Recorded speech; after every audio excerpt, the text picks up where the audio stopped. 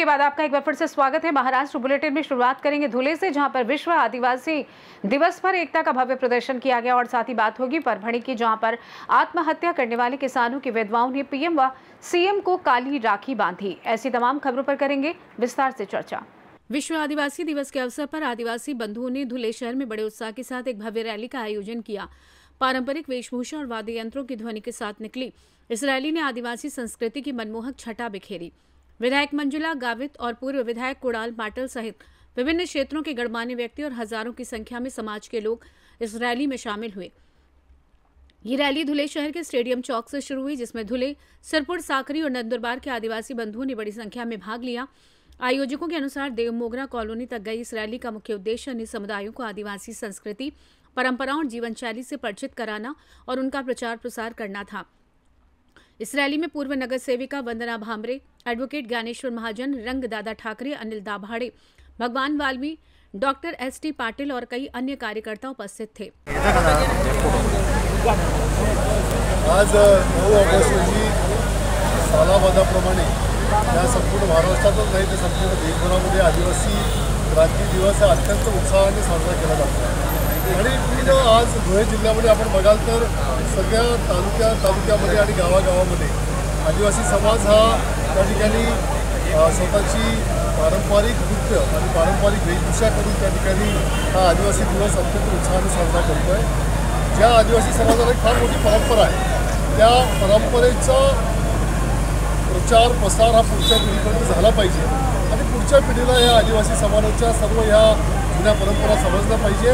याच्याकरता आजचा दिवस हा अत्यंत महत्त्वाचा आहे। मला आज या दिवशी आदिवासी समाजाला त्या ठिकाणी खूप खूप मनापासून शुभेच्छा दिल्या पाहिजे आणि त्यांना आदिवासी समाजाला जो मूळ प्रवाहामध्ये आणण्याचं काम हे कायमस्वरूपी झालं आहे आणि त्यामुळे आदिवासी समाज हा अत्यंत प्रगतीकडे आणि शिक्षणाकडे जी वाटचाल करतो आहे तो आमच्या दृष्टीने अत्यंत गौरवास्पद गोष्ट आहे।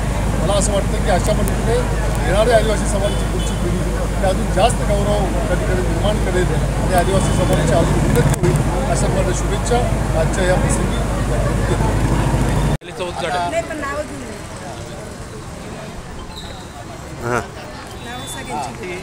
साखरीच्या आमदार मंजुळाताई गावित येणार आहेत, तसेच माजी आमदार कुणाल बाबा या ठिकाणी उपस्थित राहणार आहेत। त्याचबरोबर विद्यमान नगरसेविका वंदनाताई भामरे, त्याचबरोबर रंगदादा ठाकरे, इंजिनियर मोहनदादा सूर्यवंशी, कुमार तात्या सगळे या ठिकाणी उपस्थित आहे। रॅलीमध्ये सगळ्यांचा सहभाग उत्साहाने या ठिकाणी चला। आता रॅलीच्या सुरुवात होणार आहे।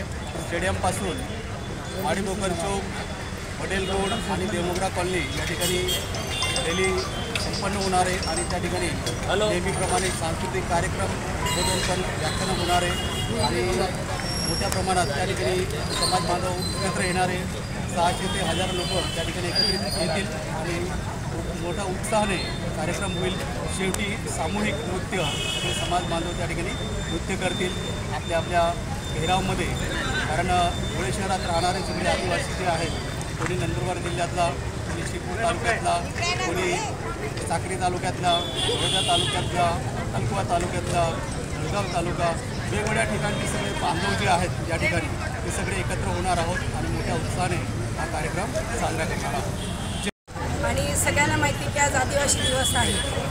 या देशाच्या पाठीवरच नव्हे तर या संपूर्ण जगाच्या पाठीवर आदिवासी समुदायाचा मोठा इतिहास आहे आणि आपल्या भारत देश स्वातंत्र्यात देखील आदिवासी समुदायाचा खूप मोठा इतिहास आहे आणि या इतिहासाची जाणीव, या संस्कृती, आदिवासीची संस्कृती अखंड समाजाला कळावी आणि म्हणून या धुळे शहरातील वलवाडी नगरीमध्ये आमच्या देवमोगरा कॉलनीमध्ये मोठ्या संख्येने आदिवासी समुदाय राहतो आणि नुसतं देवमोगरा कॉलनीतच नाही तर वलवाडी परिसरामध्ये या 1 नंबर प्रभागामध्ये आमचा आदिवासी समुदाय खूप मोठ्या प्रमाणात राहतो आणि म्हणून देवमोगरा वासियांकडून या वलवाडी नगरीमध्ये खूप मोठ्या उत्साहामध्ये आदिवासी दिवस हा साजरी केला जातो, जेणेकरून या आदिवासी समुदायाची संस्कृती हा इतिहास जनमानसापर्यंत पोहोचावा आणि म्हणून या आदिवासी दिवसानिमित्त या आदिवासीच्या इतिहासाला उजाळा मिळतो आणि म्हणून हा मोठ्या उत्साहामध्ये हा दिवस पार पाडला जातो आणि याची सुरुवात जी आहे ती या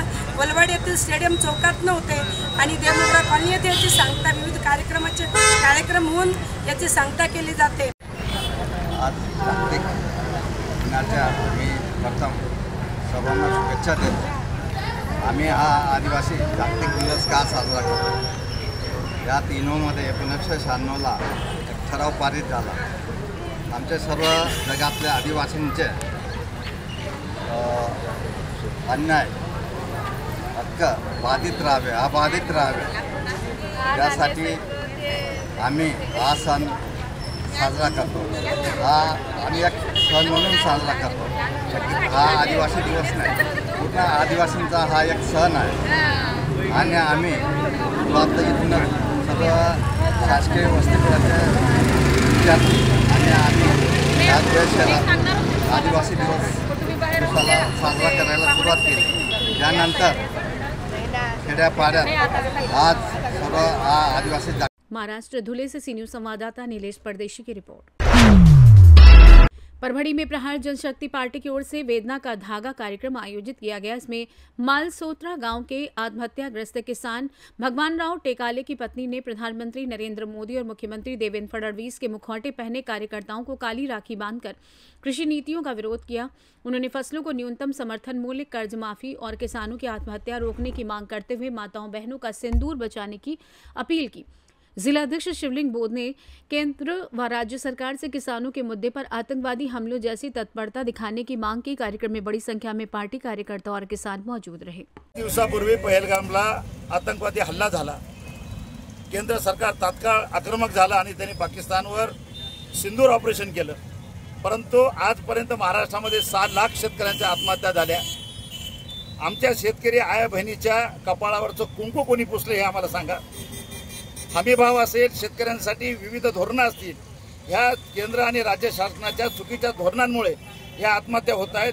आजही महाराष्ट्राचा जर ॲव्हरेज काढला तर किमान 10 ते 15 आत्महत्या रोज होत आहेत आणि ह्या जे आत्महत्या आहेत याला कारणीभूत आहेत केंद्र आणि राज्य सरकारचं कृषी धोरण आणि त्याबाबत जे काही भूमिका आहे ती। याचा निषेध करण्यासाठी आणि भविष्यामध्ये आमच्या शेतकरी आया बहिणीचं कुंकू वाचवा हे विनवणी करण्यासाठी आज आमच्या भगवानराव टेकाळे आहे जे 6 महिन्यापूर्वी त्यांनी कर्जबाजारीमुळे आत्महत्या केली होती, त्यांच्या पत्नी आलेल्या आहेत। ते आज देवेंद्र फडणवीस आणि नरेंद्र मोदी साहेबांना प्रतिकात्मक काळी राखी बांधतायत आणि विनंती करतायत की ही श्रद्धांजली पण आहे आणि आमच्या आया बहिणीचं कुंकू तुम्ही वाचवा।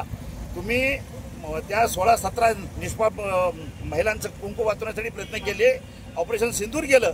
आमच्यासाठी पण ऑपरेशन सिंदूर करा, आमच्या शेतीमालाला हमी भाव द्या, यासाठी हा कार्यक्रम घेतलेला आहे आणि हे कार्यक्रम नसून श्रद्धांजली पण आहे आणि सरकारला विनंती पण आहे की तुमच्या धोरणांमुळे होत असलेल्या आत्महत्या तात्काळ थांबवा आणि आमच्या कृषी मालाला भाव द्या आणि तुम्ही जाहीर केलेली कर्जमाफी तात्काळ करा, यासाठी आंदोलन आहे। परभणी से सी न्यूज संवाददाता कुमार सालेगावकर की रिपोर्ट। महाराष्ट्र के छत्रपति संभाजीनगर जिले के गैरन गांव में अतिक्रमण धारकों के लिए एक बड़ी खुशखबरी सामने आई है। महाराष्ट्र राज्य के राज्य मंत्री चंद्रशेखर बावनकुले ने 9 अगस्त को एक ऐतिहासिक निर्णय लेते हुए घोषणा की कि 1 जनवरी 2011 से पहले किए गए अतिक्रमणों का नियमितीकरण किया जाए। इस फैसले के तहत जिला कलेक्टर दिलीप स्वामी और कन्नड़ तहसीलदार कमड़ाकर को आदेश दिए गए हैं कि सोनगिरी पहाड़ी पर स्थित सभी अतिक्रमणों को संबंधित घरों के नाम दर्ज किया जाए और ग्राम पंचायत पिशोर को तत्काल कार्रवाई के निर्देश दिए जाएं। इस घोषणा के दौरान पूर्व केंद्रीय राज्य मंत्री राव साहेब दानवे, कन्नड़ के विधायक संजना ताई जाधव और बड़ी संख्या में ग्रामीण व अतिक्रमण धारक मौजूद रहे। इस ऐतिहासिक निर्णय से हजारों परिवारों को राहत मिलने की उम्मीद है। इस दौरान सामाजिक कार्यकर्ता एवं शिव सैनिक संजना ताई, ग्राम पंचायत सदस्य सुनील धोंडू नवले, गोविंद नवले, पूर्व उप सरपंच अरुण दादा सोनावड़े, अतिक्रमण धारक प्रतिनिधि कैलाश मुकासे, सुरेश कोल्हे, अकरम पठान, रईस शाह, असद ताबड़े मौजूद रहे। महाराष्ट्र छत्रपति संभाजीनगर से सी न्यूज संवाददाता शिवाजी। फिलहाल के लिए इस खास बुलेटिन में बस इतना ही। देश दुनिया की तमाम बड़ी खबरों को जानने के लिए जुड़े रहें सी न्यूज भारत के साथ। हर खबर आपके साथ, आपके हाथ।